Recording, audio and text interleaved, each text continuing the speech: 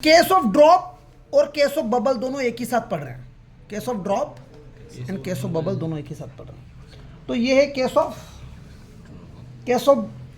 Bubble, case of drop. तो मेले में देखा होगा, मेले वेले में जाते तो एक वो आदमी खड़ा रहता है, वो साबुन के जाग में डिप करके फुर करता रहता है, तो वो बबल्स बनते जाते हैं और उन बबल्स का वॉल्यूम या एरिया बढ़ता जाता है। बात समझ, धीरे धीरे वो बबल बड़े होते जाते हैं और एक स्टेप पर जाके ब्रस्ट हो जाते हैं।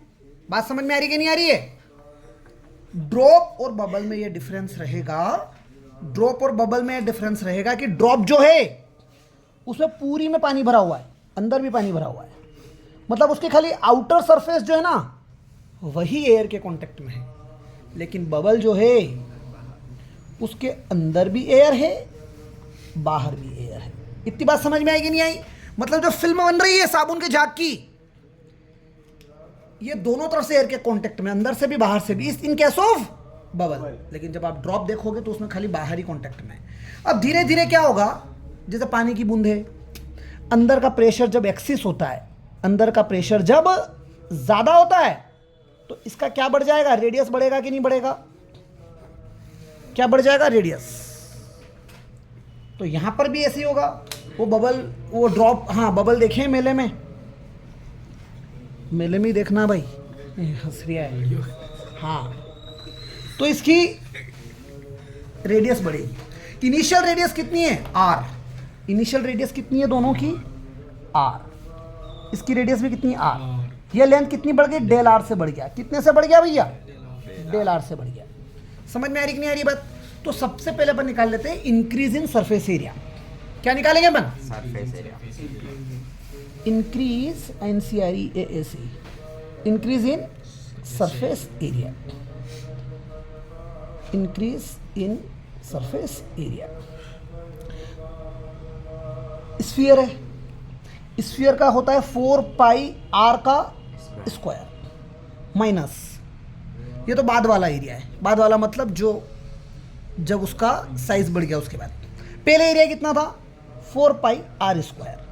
तो बाद वाला क्या हो जाएगा? रेडियस की जगह r plus del r, r plus del r लिख दिया। हाँ भैया बोलो। पहले रेडियस आर था, बाद वाला रेडियस कितना है? R plus del r. तो इस ब्लू कलर के लिए रेडियस क्या लिखूंगा? R plus del r. या रेड कलर के लिए रेडियस क्या लिखूंगा? R plus del r. बात समझ में आई? तो बाद वाले स्फीयर के एरिया से पहले वाले स्फीयर का एरिया में माइनस कर दूं तो इंक्रीज इन एरिया आ जाएगा। अब देखो भैया, आप निकालो 4 पाई कॉमन। 4 पाई कॉमन निकाला तो आपके पास बचा ए प्लस बी का होल स्क्वायर करके मैं ओपन कर रहा हूं इसको। ए का स्क्वायर प्लस बी का स्क्वायर प्लस 2ab माइनस में आर का स्क्वायर। बात समझ में आ रही कि नहीं आ रही है? कहां निकले रे, निकले रे? तो तेरे जोक पे मैं हंसूंगा बाद में, अभी इधर आर स्क्वायर से आर स्क्वायर कैंसिल। और आप सुनो, डेल आर, डेल आर मतलब छोटा सा रेडियस था, किसी भी छोटी वैल्यू का स्क्वायर और छोटा हो जाता है, तो हम इसको निग्लेक्ट कर रहे हैं। हमने इसको क्या कर दिया? निग्लेक्ट। तो हमारे पास क्या बच गया? 4 पाई बच रहा है बाहर, ब्रैकेट में 2r del are, 2r del r. तो 4 to the 8 pi r del r. समझ में आ रही नहीं आ रही है बात? तो सरफेस एनर्जी, सुनिएगा मेरी बात, यहां पर कोई ना कोई एनर्जी थी पहले, फिर जब स्फीयर की साइज बढ़ी तो उसमें भी कोई ना कोई सरफेस एनर्जी स्टोर हुआ था, तो एक्स्ट्रा सरफेस एनर्जी बढ़ा। एक्स्ट्रा सरफेस एनर्जी जो आया, अभी अपन ने लिखा था सरफेस एनर्जी का फार्मूला, सरफेस टेंशन। क्या लिख रहे थे? सरफेस टेंशन इनटू एरिया लिख रहे थे। यहां पे क्या लिख रहे थे? एरिया। लेकिन एक्स्ट्रा सरफेस एनर्जी मतलब इंक्रीज इन सरफेस एनर्जी लिख रहे हैं, तो यहां पर एरिया भी कौन सा लिख दूंगा मैं? इंक्रीज इन सरफेस एरिया लिख दूंगा कि नहीं लिख दूंगा?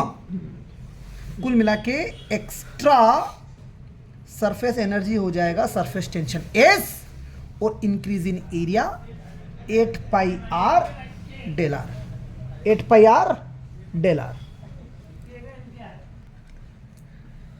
अब एक चीज देखना, यहां पर जो एयर है, मतलब जो फिल्म है, ये अंदर भी एयर है बाहर भी एयर है, तो आपका जो सरफेस टेंशन चलेगा वो कितना चलेगा?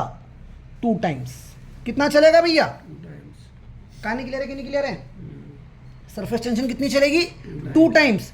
तो आपका एक्स्ट्रा सरफेस एनर्जी जो आ गया वो 8 2 16 S pi r del r आ गया। बात समझ में आ रही है?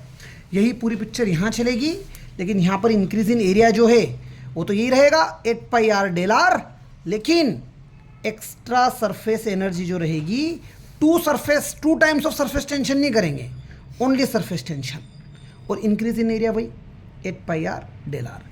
ये जो एक्सप्रेशन लिखा आपने दोनों केस में, सिर्फ इस एक्सप्रेशन का फर्क है यहाँ दोनों में, बबल में और ड्रॉप में, कि यहाँ पर 2 का मल्टीप्लाई नहीं किया, यहाँ 2 का मल्टीप्लाई किया, क्योंकि यहाँ पर सरफेस टेंशन का 2 गुना लेना है आपको, 2 times of the surface tension. क्यों लेना है भैया? अंदर भी एयर है बाहर भी एयर है। बात समझ गए कि नहीं समझ गए? अब यहाँ का जो वर्क डन और यहाँ का वर्क डन बराबर रहेगा। हम थर्मोडायनामिक्स में पढ़ चुके हैं, वर्क निकालते थे चेंज इन प्रेशर, और यह भैया एक्स्ट्रा एनर्जी है ना, एनर्जी इंक्रीज हो रहा है, तो चेंज इन वॉल्यूम लिखेंगे यहाँ पर। क्या लिखेंगे? Change in volume. बात समझ में आ रही कि नहीं आ रही है? सो वर्क आपने जो किया वो W लिख देता हूं मैं। चेंज इन प्रेशर मतलब अंदर का प्रेशर माइनस बाहर का प्रेशर। अंदर का प्रेशर ज़्यादा होगा तभी तो वो साइज बढ़ता जा रहा है बबल या ड्रॉप का, तो अंदर के प्रेशर से हमने बाहर का प्रेशर माइनस कर दिया, और आपको वॉल्यूम लिखना सिखाया है मैंने, area into increase in length, area into increase in length. समझे कि नहीं समझे मेरी बात? सो वर्क की जगह वर्क, चेंज इन प्रेशर की जगह चेंज इन प्रेशर, एरिया की जगह 4 पाई आर स्क्वायर। क्या एरिया था आपके पास? 4 पाई आर स्क्वायर, और लेंथ कितनी इंक्रीज हुई? Del r. नहीं समझे आप मेरी बात? ये जो सरफेस एनर्जी है इसी के लिए तो इतना वर्क किया, तो अब ये जो वर्क किया है ये दोनों केस में सेम रहेगा, चाहे वो बबल हो चाहे ड्रॉप हो। तो एक्स्ट्रा सरफेस एनर्जी को मैं इक्वेट कर रहा हूं किसके? वर्क के। और यहां पर भी एक्स्ट्रा सरफेस एनर्जी को मैं इक्वेट कर रहा हूं किसके? वर्क के। एक्स्ट्रा सरफेस एनर्जी यहां पर क्या थी? S 8 pi r del r equal to में P internal minus P outer 4 pi r square del r. समझ में आ रही कि नहीं आ रही है बात? तो आपने क्या किया, पाई से पाई उड़ा दिया, आर से एक आर उड़ जाएगा तो एक आर बच जाएगा, यहाँ डेल आर से डेल आर उड़ा दिया। 4 2 8, 2 times of surface tension, 2 times of surface tension बचा। यहाँ पर क्या बचा? P I minus P not, और ये क्या बचा? Radius are. आर डिवाइड में आ जाएगा, 2 टाइम्स ऑफ सरफेस टेंशन को divided by radius of the bubble, radius of the drop कर दो, आपको चेंज इन प्रेशर आ जाएगा। समझ में आ रही है? ये इंक्रीज इन प्रेशर जो भी आ रहा है। सुनिए मेरी बात, अब यहां पर क्या होगा? सरफेस टेंशन की वैल्यू कितनी आ रही थी?